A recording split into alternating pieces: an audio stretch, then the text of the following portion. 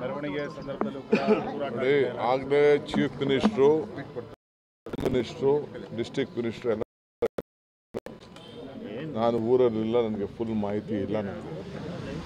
So ಅವರು react ಮಾಡೋದ್ರಿಂದ paper ನಾನು ನೋಡಿದ್ದೀನಿ. ಸೊ ತಿಳಿದು ನಾನು ಮಾತಾಡ್ತೀನಿ ಅಷ್ಟೇ, ತಿಳಿದೆ ನಾನು ಮಾತಾಡೋಕೆ ಅಲ್ಲ. ಅವ್ರಿಗೇನು ಬೇರೆ ಕೆಲಸ ಇಲ್ಲ, ಬರೀ ರಾಜಕಾರಣ ಮಾಡೋದೇ ಕೆಲಸ, ಜನ ಭಾಗ ಮಾಡೋದೇ ಬೇಡ ಕೆಲಸ, ಬರೀ ಬೆಂಕಿ ಇಕ್ಕದೇ ಕೆಲಸ. ಅವ್ರಿಗೆ ಬೇರೆ ಇನ್ನೇನಿಲ್ಲ, ಅಭಿವೃದ್ಧಿ ಕೆಲಸ.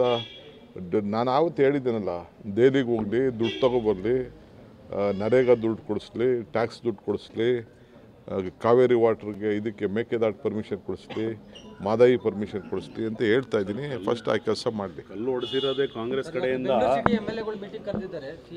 ಇವತ್ತು ಬೆಂಗಳೂರು ಸಿಟಿ MLA ನೆನ್ನೆ ಇತ್ತು.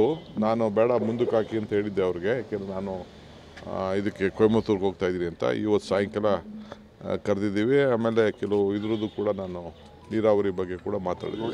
ಕಾಂಗ್ರೆಸ್ನವರಿಂದ ಅಂತ